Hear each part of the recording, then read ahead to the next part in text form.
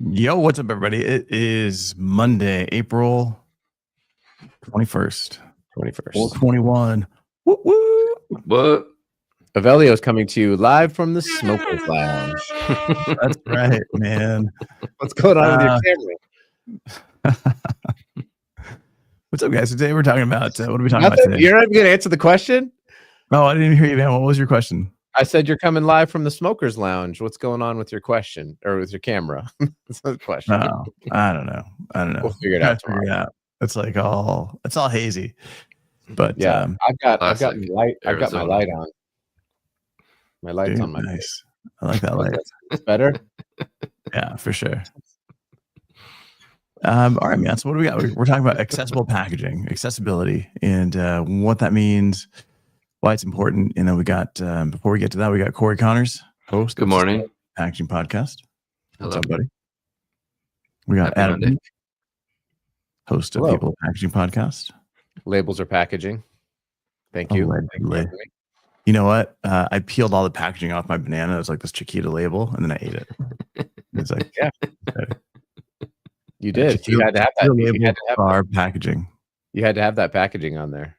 Yeah, otherwise I wouldn't have known. I wouldn't be able to put that sticker out of my face. They couldn't have scanned it. They couldn't have been sorted. You couldn't have paid for it. It just says Chiquita on the stupid label. Doesn't even have a number anymore. There's no QR code. There's nothing on. There's no barcode. It's just a banana. No, there's a number on there.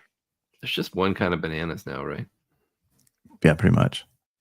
Labels are bananas. That's BANANAS. Now that's the best thing you've ever said. That's right. Thank you. Thank you. All right. Well, see you guys later.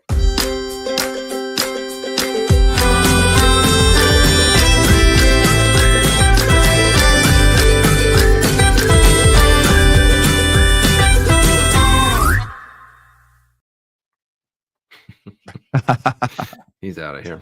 Adam's gone. Nice. That's a classic mic drop right there. Good. We were waiting for him to leave.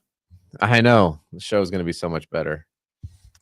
Hey, so this last week, I got a chance to be on a panel with a few different people, Deb Goki and Aaron Glazer, who they do a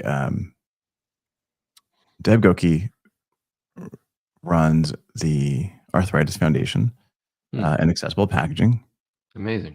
which was pretty cool. And then Aaron launched this beauty company called Tilt Beauty. So she's suffered from arthritis and some dexterity issues, and then she launched this beauty brand that is all about accessibility and like the way that things function and the size and the fit, which was, I guess I never really thought about it, right? It's a big deal. From a beauty perspective. But a lot of those products are so small Mm-hmm. that they're difficult to open, difficult to handle. And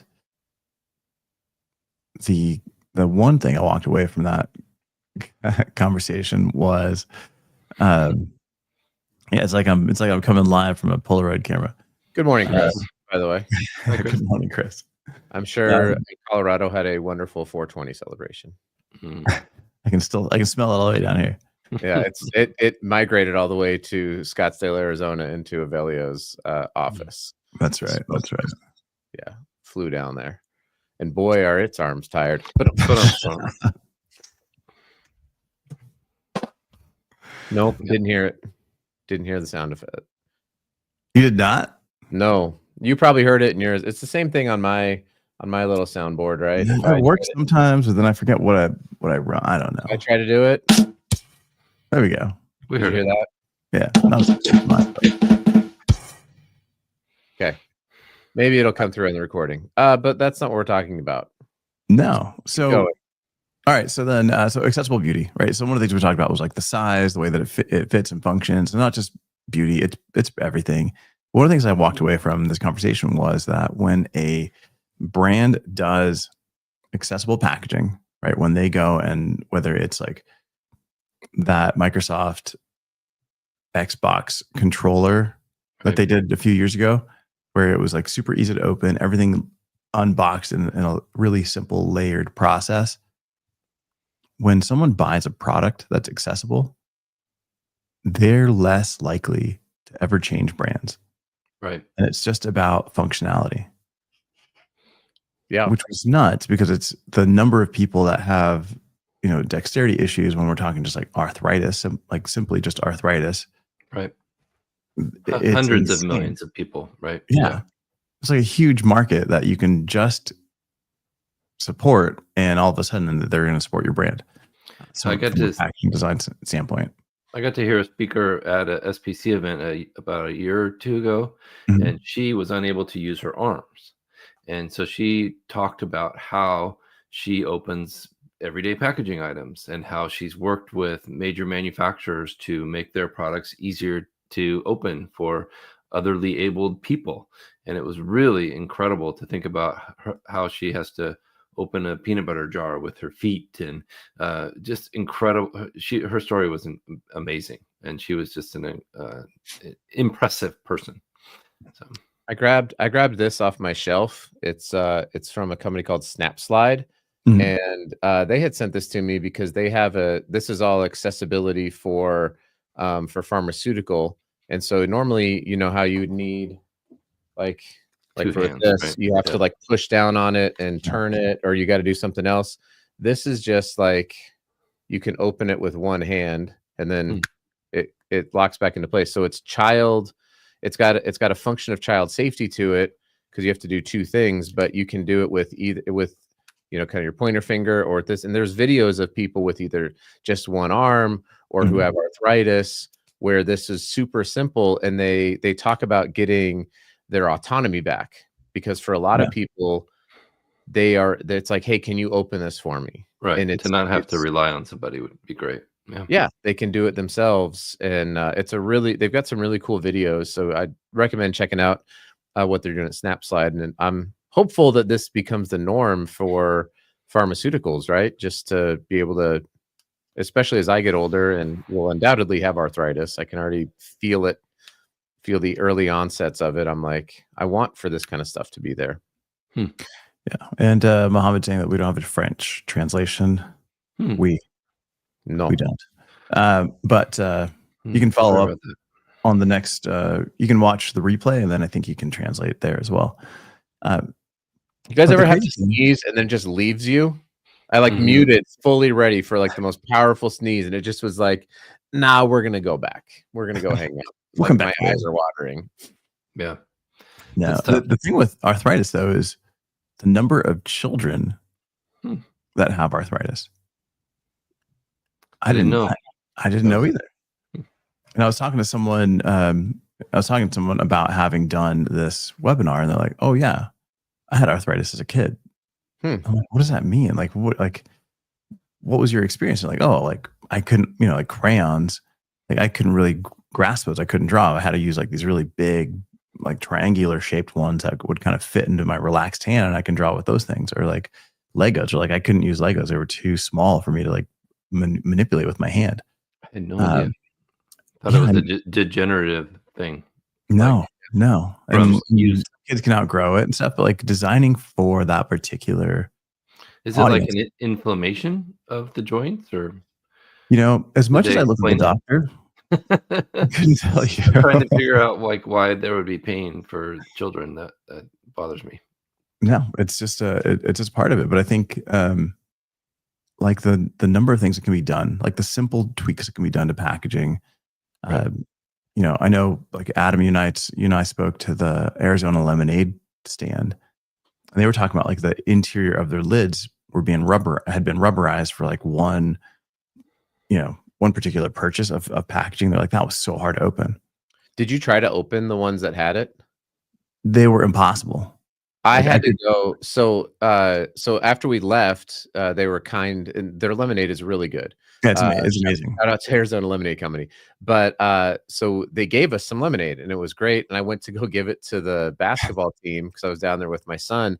And to open it up, I actually went and bought a pair of those like grippy gloves so that I could actually get a grip on it. And even that was just like, I felt like I had to be lifting weights to get that thing open. So yeah, and they talked about how that was on the podcast. They talked about how that was a fail on their behalf that they didn't even think about. Yeah, I saw and they it's changed like the lids and everything after that. But Yeah. like yeah, the ice cream post I sent you guys over the weekend about the people couldn't open the ice cream container, so they were using knives to cut the yeah, lid. What a hazardous situation for yeah, somebody that just didn't think through how their packaging would behave. yeah, and that's and I actually brought that up on the webinar. Was it's Talenti Gelato, which they've got a long history of being super difficult to open. When it's cold, like obviously it's ice cream and gelato, it's going to be cold, but when you go to open it, it's impossible because the vacuum that they use to the vacuum that's used on there, and then of course it's cold, it compresses it. But if Mhm. you use like hot water and you tap on it, it'll open. But to be clickbaity, people are they're using knives to cut open the top of this plastic wood, which is insane. That's not okay. Have you? I've noticed this about my own sort of behavior is when I'm at like if I'm on a road trip, and I will single use plastic shame myself here. But if I'm going to go buy some water, and obviously millions, hundreds of millions of people buy bottled water, right? Okay. But I have noticed that I default to buying bottled water where Mhm. I can flip the cap open with just one hand while I'm driving, because I want to be able to just grab it, flip it Oh, open, like not have to have a smart turn. water. Yeah. Yeah, like a Smart Water, or what's the one with the really cool labels or packaging? Crap. Fiji, What's that? Fiji. No, not Fiji. I mean, their labels are Oh, I cool, know but you're talking about like the ones that have different patterns on them all the yeah, time. yeah, yeah. Yeah. Oh, yeah. They have cool patterns, you know it when you see it. But Mhm. like instead of, the aluminum, which seems really great, it's just that I have to So twist recyclable. it open. I have to use it's recyclable for a very long time. Very Um long. it perhaps timeless. But I don't like I don't wanna use 2 hands while I'm driving, and so Yeah. I default to that, just being able to use the one, and that is a form of not only marketing, but just, like, functionality, and I Yeah. asked, Andrew Hurley about that, and he said, "Yes, it absolutely drives sales." They've done the data tracking on it. LifeWater, thank you, Yeah. Hugh. Thanks, He Hugh. is, like, the producer of this show, and he Yeah. doesn't know it. He replaced On Charlie. voluntary. Maybe Hugh was Charlie all along. Ooh, now we're talking about it. That sounds right. But yeah, that's what I default to it Mhm. all the time. I just find the easiest to open top that can flip open, and that's what I buy when I'm gonna get some water. I try Yeah. to bring my own bottled water, as everybody Mm. should. Yeah, I would like the one thing that about designing accessible packaging is that one thing I took away from like the team over at Microsoft and Kevin Marshall and that whole crew was that you can't just design accessible packaging. Like you can't design for a group of people without bringing them into the conversation. So one of the things that Right. they did is they brought in designers with just different dexterity issues. It's not just necessarily bringing in like a focus group. They're designers of all types, right? And bringing some in that could actually, Also, the designers had the issues. That's yeah, great. exactly. And then being able to test it and get some insight. Because if I'm designing for someone and I don't really, it's like I can picture in my mind like here's what I think. That's not fair to that particular group that I'm designing for, right? I do love the thought process that you go through when you design, how you think about how the user is going to open it and how it's going to flip away from them, but then the artwork's going to be, and I've always been impressed by that, how you think it through. Yeah, I'm impressed by the fact that my son is not supposed to have a cell phone in school, and here we are. He's commenting here on YouTube yeah. using probably AI.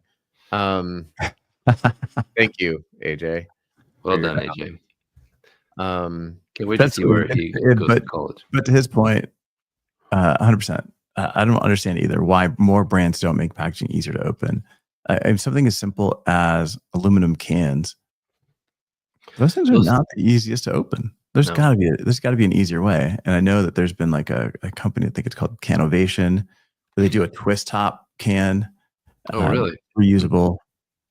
But still, I don't know that that's necessarily more accessible, but it is. a different approach to it. There is something really fun though, Chris, about opening up the mandarin oranges and spraying the orange juice onto your friend sitting across from you. So once that thing pops open, it's spraying out. What are you talking about? What is that? Like the little cups of mandarin oranges that have the Oh, like the there's chunks? peel. Yeah, they got Yeah. the little chunks in there, and you go to open it, and it's just like I'm gonna, and then the minute you open it, just spits out everywhere. Everywhere, right? Orange spit. It's not even really juice. It's just like Is orange that formaldehyde. It's is juice. that a label? No. That covers not. Or the wouldn't- lidding film. You Yeah. can make lidding film on a label press, but that would not be considered a label. That would be considered lidding film. Hmm. But it's It's essentially also the same. packaging. It's You don't- essentially the same You can thing. put a label on lidding film.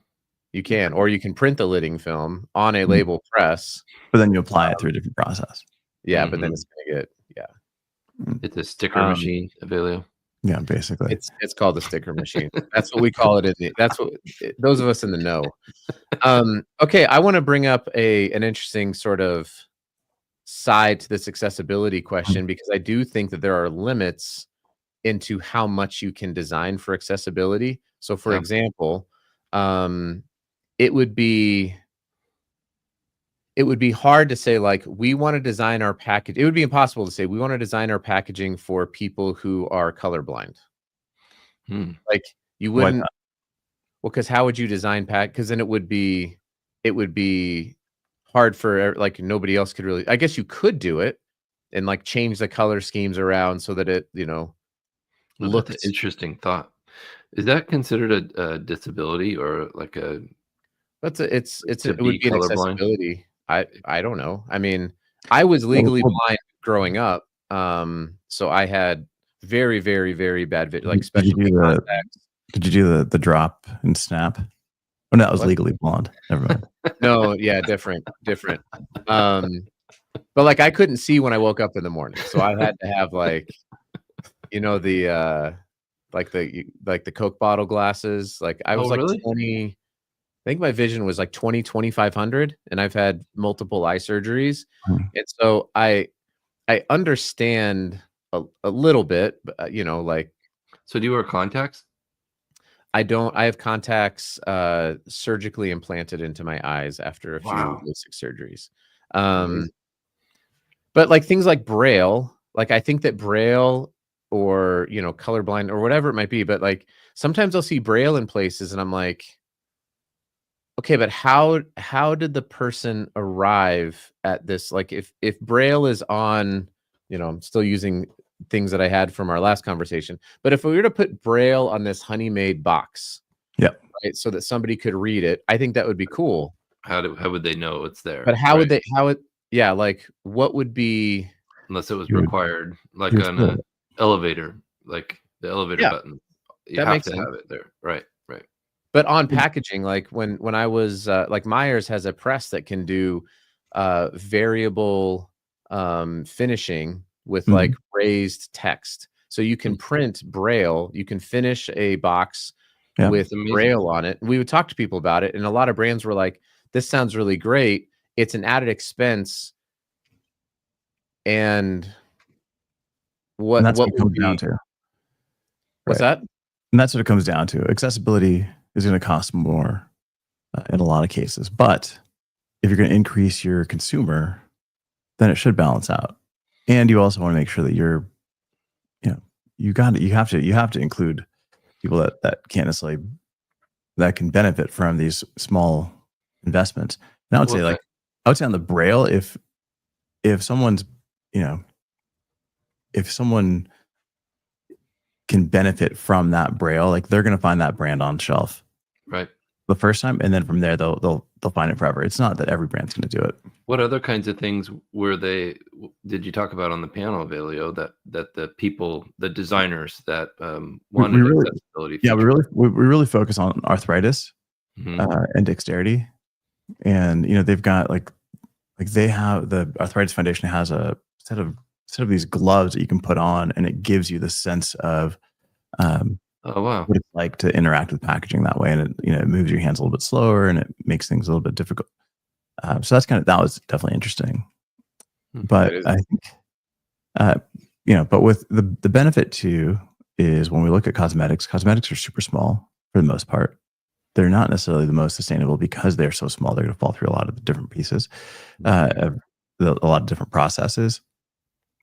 Making the packaging actually larger can make it more sustainable and can make it more accessible, which was interesting. That is interesting. But for color blindness, I don't know. Like,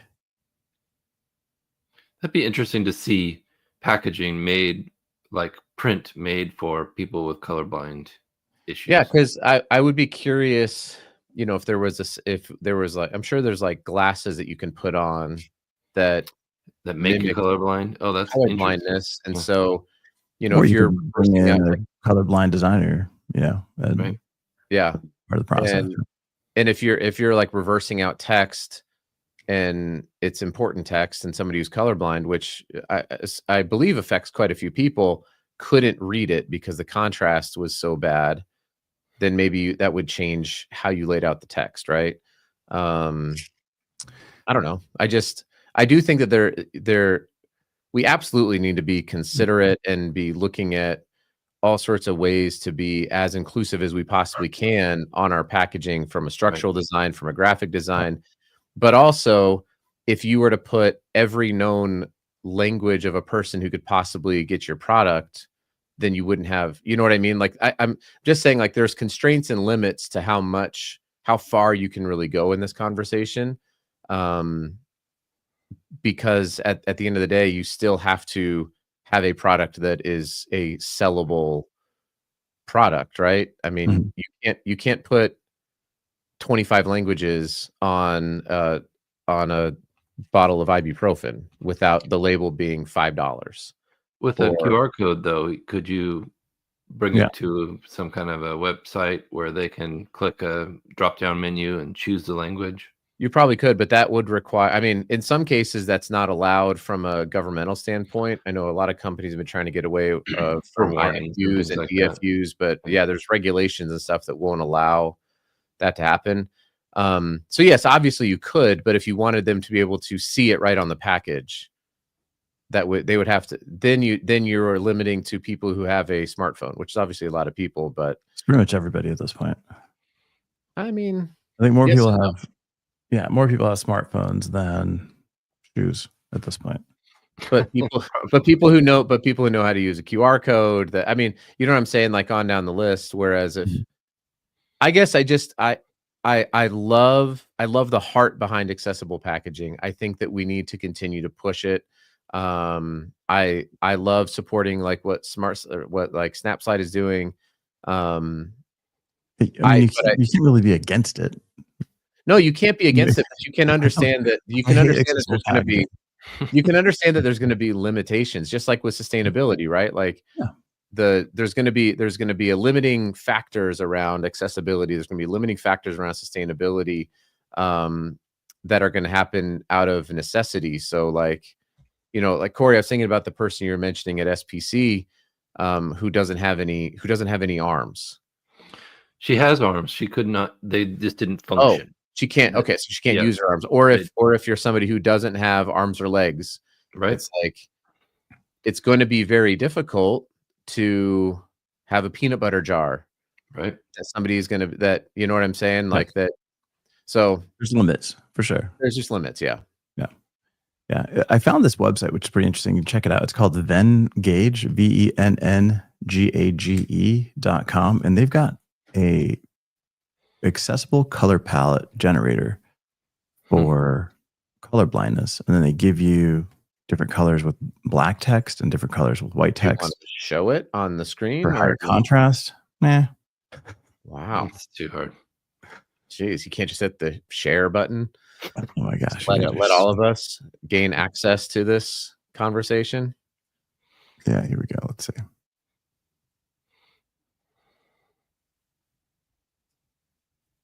This is riveting. Okay. There you go. Can you see it? Yeah, we can see it. All right. Accessible color palette generator. Yeah, and then you can pick like a color to start with, and then it gives you like a different range.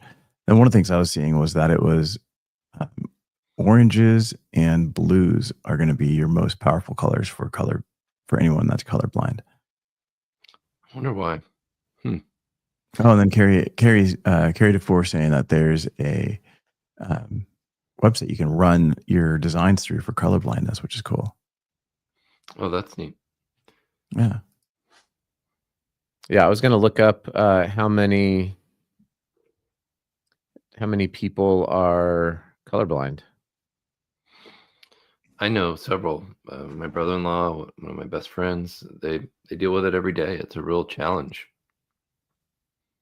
Let's see what the old chat gift says.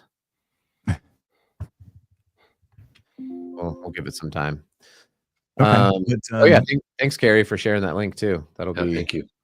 Yeah, definitely go check out that link from Carrie. You know, throw your design in there, see what it comes back with. Yeah, that's pretty cool. She posted about it. Looks like that's great. Yeah. Thank you, Carrie. Yeah, I'd love to know. I mean, it'd be great to know how many of you that are watching or listening are colorblind. You know, what are the challenges that you interact with daily on when it comes to packaging? Like when you go to the grocery store, like what makes things difficult? Is it hard to see the differences in some of these flavors if they're not like clearly illustrated, right? If it just is color, you know, if you know that if the green ones are this flavor and the blue ones are that flavor, and then you can't see the differences in color, like what you know. And I wonder if slight color variations are muted or exaggerated if you are colorblind. If you're colorblind, let us know. We'd love to have you on and talk about. That'd be great to have a guest on to talk about that, right? Hugh, it's on. Carrie is commenting on LinkedIn on either mine or Corey. Are you sharing your? Yes, we'll share it's either mine or Corey's, but we'll find it and we'll share it. Okay, here's what we got from total U.S. population. Oh my gosh. So 4% of the U.S. population is color blind or color vision deficient, it says. 1 in 12 men are, according to the National Eye Institute in the U.S., are colorblind, and 1 in 200 women. So it's more prevalent in men. 13 million. Yeah, 13.5 million and 0.9 or 900,000 women in the U.S. I think Hugh might be asking about the link that Avelio shared on the screen. What was that called, Avelio? Oh, it's Venn. I don't know. I lost it. I turned it off already. Venngage, VENNGAGE. You can check that out for color. Man, 14 million people in the U.S. experiencing some level of color blindness is. Dude, there's 54 million that experience arthritis. Yeah, that's a lot. That's a lot of people just in those two segments that designing for them, whether it's color or functionality, is that's not insignificant. And that's just in the US, you said? Correct. Yeah, that's crazy. And this is a group of people, you know, these are groups of people that once they find a product that is accessible to them, they're less likely to shift away from it. Stick. You know, Chris is saying, I wish print designers would look at the rules for website, WCAG, make labels more accessible. Huh. Yeah, I mean, that's learning. I'm learning way more on this episode than I ever have before. This is fascinating. I love this conversation. That's a lot of content here. Yeah. No, good stuff, guys. So definitely, again, we'd love to know if you're colorblind. We'd love to have somebody on to just learn more and understand like how best to design for some of these. I don't know, for some of these different scenarios for people that people are living with. So, yeah, and I would encourage everyone to go check out the Snapslide people as well. They do have a really, really powerful video. I think it's on their website of like somebody using it for the first time, and it's either people with arthritis or they only have one arm or one hand, and like people are crying because they're like, I now have this autonomy back in my life. It's a really, really powerful thing. So Freedom. Right. would definitely go check that out. Yeah. Awesome, guys.